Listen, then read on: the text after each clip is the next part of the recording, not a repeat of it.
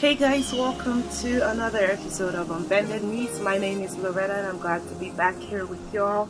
It's been a minute since I actually discussed with y'all, and today we'll be talking about the fear of failure. Have you ever felt like you were inadequate? Have you ever felt like you needed someone to get something done? That has been my story, and I know all about that. I've gained a PhD degree in the fear of failure, and I thank God for really helping me work through that fear. And today I want to discuss with you three different things. I'll be using the help of my little guy over here. I'll be sharing my personal experiences as well, so you're gonna get to learn more about myself. I'm really working on being more transparent with y'all, so it can help you. Okay, so the first thing is that the fear of failure causes you to latch on when God is causing you to stand alone. Now, you know, I have been a victim of failed business partnership because of this. When I first started my hobby, which has now turned into my business of creating logos and designing, I felt like I couldn't do it on my own. I felt like even if I had this big dream, this big vision of having this huge company, and part of it was going to be this design firm, which I now do on my own, back then I just felt like I wasn't good enough. I just felt like I couldn't figure it out on my own. I felt like I needed someone. And a lot of times, what that causes you to do is that you find the answers in the wrong places. Okay. So when you're afraid of failure, it's very important that you first of all check your fears. Check the root of your fears. I did not know back then that it was a fear of failure. I just felt like, oh, the more the merrier. That's how I saw it. But reflecting back through my life, I have discovered that the biggest challenge I have had is a fear of failure. Not even rejection, a fear of failure, a fear of, oh my God, it flopped. I did not want that for my life. And that is one thing that you have to deal with, even mentally, in order not to end up messing things up for yourself or delaying things for yourself. The fear of failure led me into partnering with people over time who ended up using me. In my opinion, they were using me because, one of my partners, I created a website, I did this for them and all these different things, but ended up just not working out as a partner. I later discovered that it was just a use her game. And my next partner didn't necessarily use me, but use my business to also gain income for themselves. My partner was charging like about a minimum of $1,000 for websites. I've always known how to make websites, but I just felt like, oh my God, I was gonna pay me to do their website and things like that. So I felt I needed a partner that knew how to do websites, and that's what I got into. And of course, that was another failed partnership. My customers had complaints because my partner was juggling school, juggling family issues, and juggling being my partner and making websites for people, and was just doing a really poor job of it. And so, when I got to the point where a client actually said, you know what, I think I'm going to take you and your partner to court because your partner is really messing up. And a client was actually advising me, you need to let go of this person because your business is on the line. And at some point, I just got to the point where I was like, okay, you know what, I'm done. And that was the end of that. And I just let that business name, let that company, everything go that I felt like I had worked hard to build. And I was devastated. I was really torn up.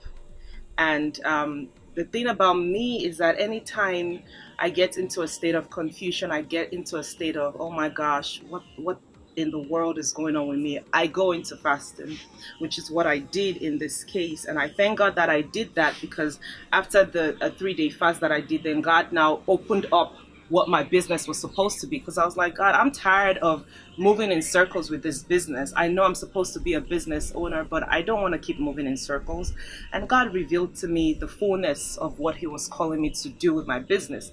And I was so excited. It was a me thing, and I got to be whatever I wanted to be, nobody to tell me what to do. And it's the most exciting thing ever. And now I have people paying me to register their businesses. I have people paying me to do websites for them. I have people paying me to do logos for them. I have people paying me to do flyers for them. If I had never gotten to the point where the fear of failure had led me into wrong decisions and had led me into thinking about, okay, what's the problem? Let me dig deep. I would never have felt like I was adequate enough. So I want to encourage you, you don't have to make the same mistakes I made. When you're afraid and you feel like you need to latch onto someone, always check that and make sure it's a genuine partnership. Make sure you communicate with your partner. Make sure you understand. Take time to study a person before you make them your business partner. Okay? Then the next thing is it causes you delays and disappointments. So after I had done my fasting, I got my business name. I was like, yay, we're rocking. I felt like I needed to still have my main income, which a lot of people advise, don't get me wrong. If that's what works for you, that's what works for you. But that's just not what God has been calling me into.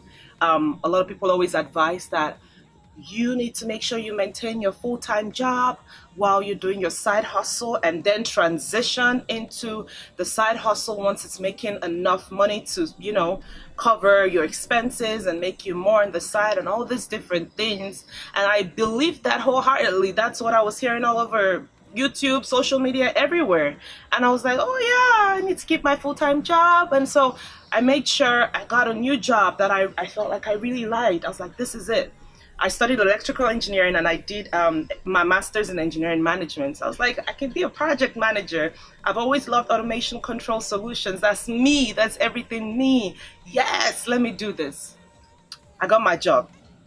Mind you, God had told me my business name after fasting in a vision. Told me how my business would be, all of that. But I still had bouts of doubts. I don't know if that has ever happened to you, where God is telling you something and you're like, I'm not too sure about this, Dad.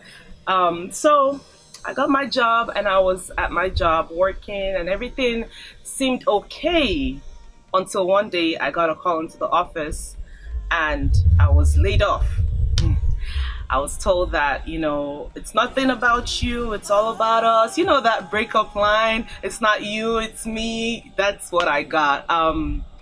We're sorry, but the profit margins that we expected is not what we're hitting. And of course, I was the last person to be employed. So I was hitting a lot of overhead, trying to catch up onto the company's way of doing project management, basically.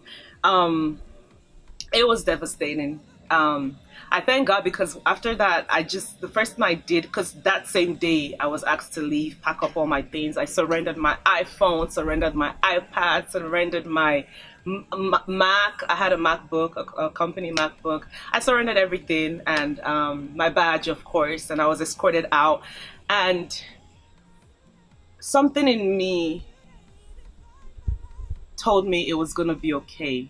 I feel like it's God, Something in me pushed me not to cry, because normally I'm a crybaby. I would have boo-hooed all over the place, but something just prevented me from doing that. And so I called up one of my homegirls and I was like, hey, guess what just happened to me? And I told her about it, and she's like, Loretta, you know what, all things work together for good, and God has a purpose. Just look at it as God has a reason why this happened. And I was like, oh my God, I had my business, I did not even want to work, and look at this and look at that. I was just like, on a roll, and she just helped calm me down. And I did not cry till now. I have not cried since the loss of that job. And instead, God has now proved to me his ways and his will. Until that job laid me off, I did not fully start doing what he had shown me with my business. I was still kind of like doubting here, doubting there. Okay, let me do a little flyer job here, but I wasn't entering into the fullness of it. Now I have people calling me actively saying, Loretta, I want you. Oh my God, you do all of this, so you can do everything for me. I have people telling me, I want to launch my business by this time. I'm going to pay you for everything. And I'm just like, oh my gosh, I'm actually making money from doing websites. I'm making money from doing flyers. I'm making money from doing logos. Is this me? So I want to encourage you, do not allow the fear of failure cause you to doubt God's plan for your life and make plan Bs, because plan Bs are only going to end up in delays and disappointment. That's all I did. I delayed what God had spoken to me, and I ended up disappointed in the process. Number 3, which is our last point for today, fear of failure makes you feel inadequate, and it makes you question if there is something wrong with you. I remember when I even lost that job, I was like, oh my God, what is going on? I was like, am I the problem? I was like, is there something I did wrong? Because that was the typical breakup line. Like, I'm pretty sure I did something wrong. It makes you really feel inadequate. And all I could think of was, I remember I telling my friend, I was like, oh my gosh, I feel like this is the universe's way of telling me you better focus on your business. And that's exactly what I did. I said, I want to have control of my life. I want to have control of my finances. I want to fire myself if I need to be fired. I want to have that power, that control over my life. I don't want a situation where I'm working day and night to build someone else's dreams. And just like that, I'm let go. So I really want to encourage you all. I hope my story has in some way helped you. I hope my story has in some way encouraged you. Don't delay yourself. Don't end up going through mental struggles.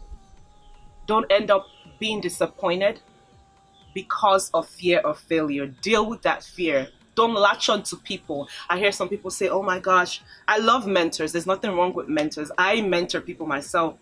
But there's some people that the only reason they're latching onto a mentor or feeling like they need a mentor is because of fear of failure. A lot of my mentors are virtual mentors. YouTube, Instagram, Facebook, virtual mentors. I have a few people that subscribe to their YouTube channel and I watch videos here and there just to develop myself because I'm very big on self-development. So instead of you being afraid of failure, take out the time. Don't be lazy about it. Take out the time to dig deep into what is causing me to have this fear and how can I go away from this point A to point B. For example, if you're asking yourself, okay, maybe I feel like I don't have enough capital to start this business. How can I get the capital? Ask yourself that question. Depending on your environment, the answer is not always working for someone full-time. You could do a part-time and still have time for your business. You could do contract jobs and have time for your business. You could hire people while working full-time if that's really what you want to do. Because some people are career and business. They want to do both. And I admire that. But I've always been business-minded. Always. And no matter how far I run away from it because of the fear, it has always chased me down. So I want to encourage you. Do not forsake your dreams. Do not forsake your goals. Do not forsake those things because of fear of failure. Don't be afraid. The worst anyone can tell you is no. And that's not even the worst because a lot of times no's are for the better.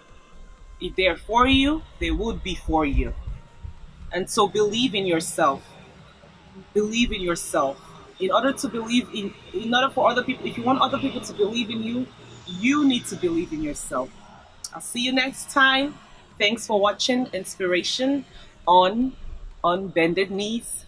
Don't forget, but our new website.